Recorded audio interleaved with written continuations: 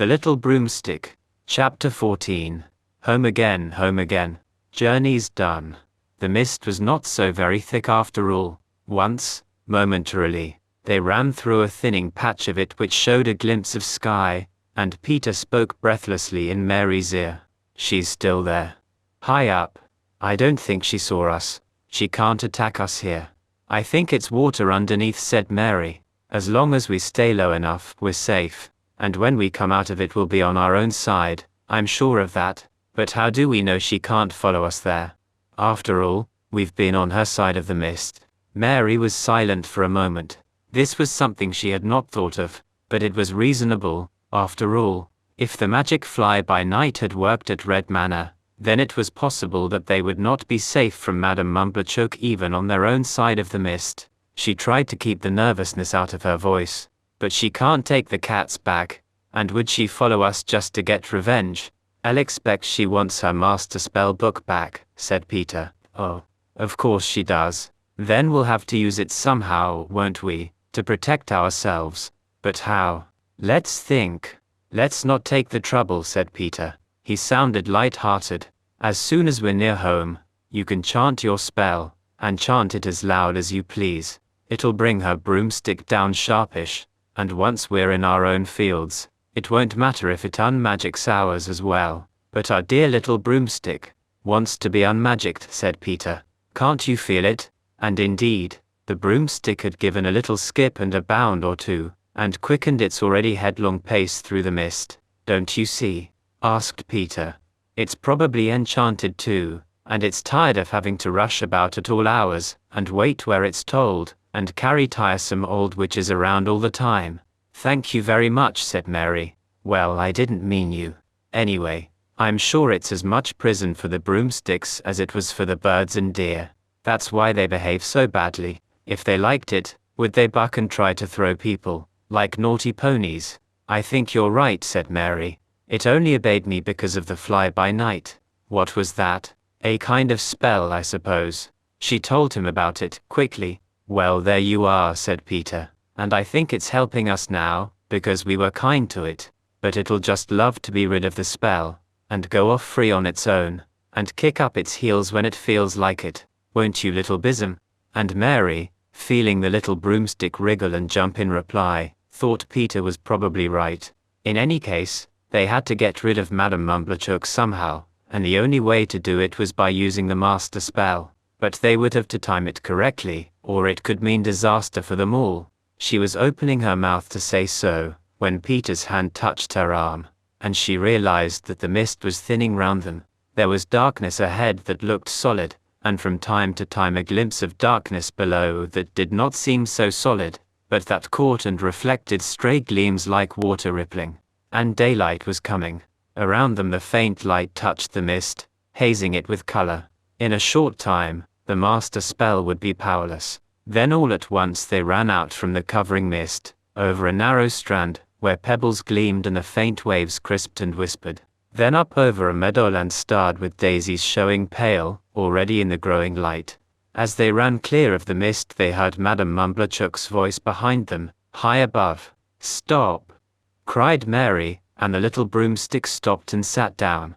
The children, slipping from its back, looked up the way they had come. She was there, some way back, high over the lake of mist. She must have been cruising to and fro above them, waiting, as she and Dr. D had waited above the wood, to see where they would break cover.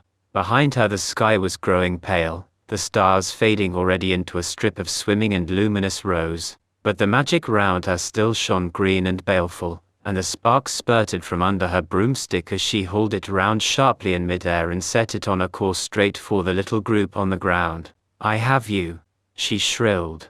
I have you now. My book. My book. And she put her broomstick into a dive. The cats were hissing. Even Peter was looking scared. Mary whipped the book out of her pocket, and groped for the torch, but she did not need it. The book fell open in her hands at the master spell, and there on the page the words glowed clear and red. Standing straight and without moving a step, while the light grew and the dawn came and the witch tore down towards them like a baleful star, Mary began, loudly and very clearly, to recite the master spell. The witch heard it, They saw her urge her broomstick faster, faster, to force it down to earth, before the spell came to an end. They saw her glance over her shoulder at the growing light, which would take from Mary the power the spell gave her. But it was no use. Madame Mumblechook was still well up above the mist, and the last of the stars was still visible, when, triumphantly, Mary finished, the dancing ring of days, called Mary, or something like it, and, as before, several things happened at once. The flying broomstick lost way and plunged, as suddenly as a falling stone, into the mist. There was a yell, an enormous splash, then silence except for a hiss like metal cooling, and a sudden agitated lapping of water on the pebbled shore. Beside the children, the little broomstick gave a leap, a buck, a funny little flick of its birch twigs, and vanished, and with a splash of gold and red and lovely light, the sun came up. The two children, with the two cats, looked about them as the golden light grew. They were standing in a long meadow where cows grazed, apparently unalarmed by what had happened. In front of them was a narrow strip of shingle, which edged, not a lake of mist, but a river. The mist had gone, and the river was vaguely familiar to Mary. "There," said Peter suddenly by the bridge. "That's my bicycle.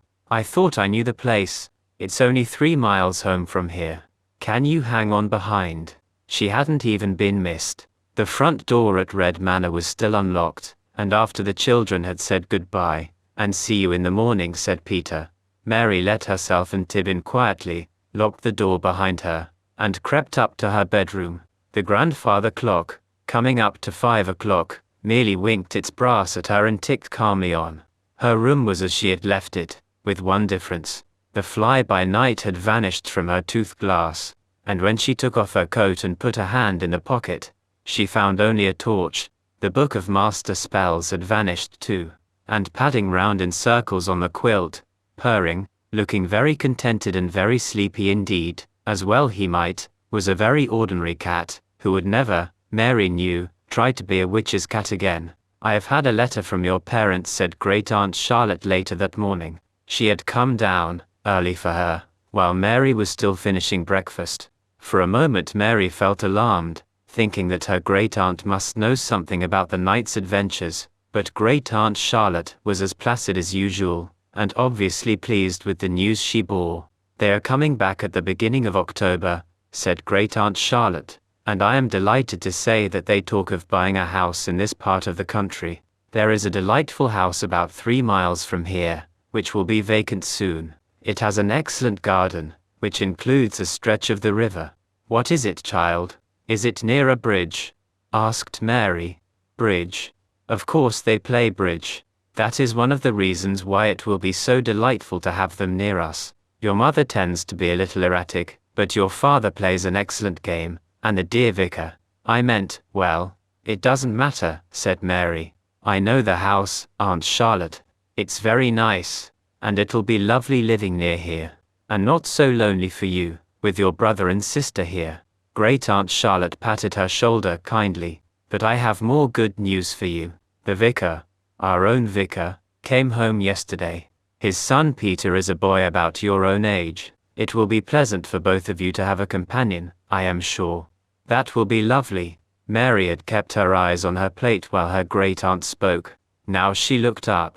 "Aunt Charlotte, if we come to live here, could I keep Tib, please?" "Tib? Oh, the cat. I see no reason why not, if your parents make no objection, and Confucius certainly does not care for him. In fact, I am not at all sure if he even belongs to the house. Do you know, Miss Marshbanks? He does not belong here," said Miss Marshbanks with decision, "and he certainly seems to have strangely taken to Mary." Mary looked down at her plate again. Miss Marshbanks had, it seemed to her, been watching her very narrowly indeed this morning. Was it possible that she had heard something, or even seen? "Well," said Great Aunt Charlotte placidly, "Mrs. MacLeod will know. We can ask her. Now, dear child, enjoy yourself. I think I shall go and see Zebedee about the roses." She dropped an absent kiss on Mary's cheek, and went out, with Confucius waddling behind her. Miss Marshbanks rose, rang for Mrs. MacLeod to clear, and went briskly to her chair to get her knitting. It was, thought Mary, going to be the usual busy day, except that now she was going to see Peter, and Tib was going with her. At that exact moment, perhaps a little of the magic still clung about him. Tib jumped onto the windowsill outside. Mary went across to open the window. It was a brilliantly sunny day, and Zebedee was on the lawn sweeping up the leaves with his big broomstick, a normal, ordinary broomstick that did exactly as he told it. The click of knitting needles suddenly stopped. Looking up, Mary caught Miss Marchbanks watching the broomstick too, still with that strange look in her eyes. Suddenly, memories came back to her. The rushing and crackling of twigs on that first night when Tib leaped to her windowsill.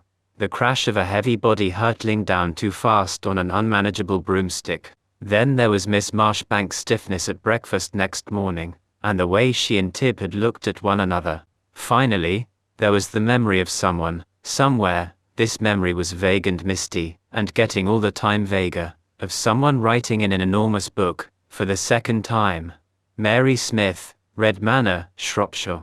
Mary saw it now.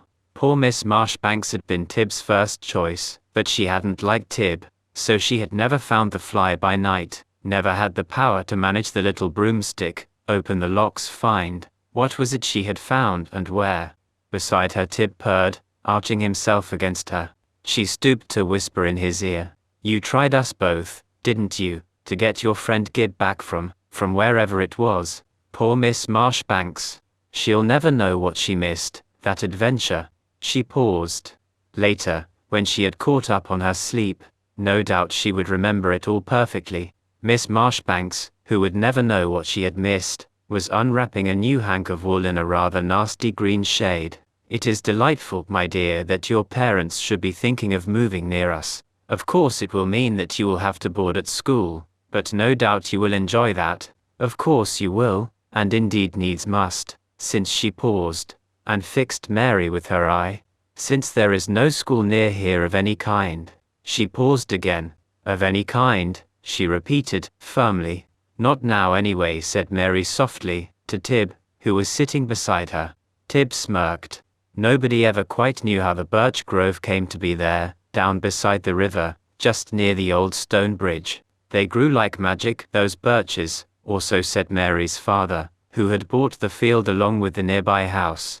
And very soon there they were, full grown, golden in spring and green in summer, and in autumn rich with orange and russet and amber and all the colors of sunset. But in winter, when the trees were bare, the color of dark raisins, bloomy with purple against the high windy sky, you could hear the wind swishing through them, whistling like something flying, and the myriad, tiny twigs rattled like the hoofs of galloping deer, and overhead the birds tumbled, crying and shrilling, in the winter sky.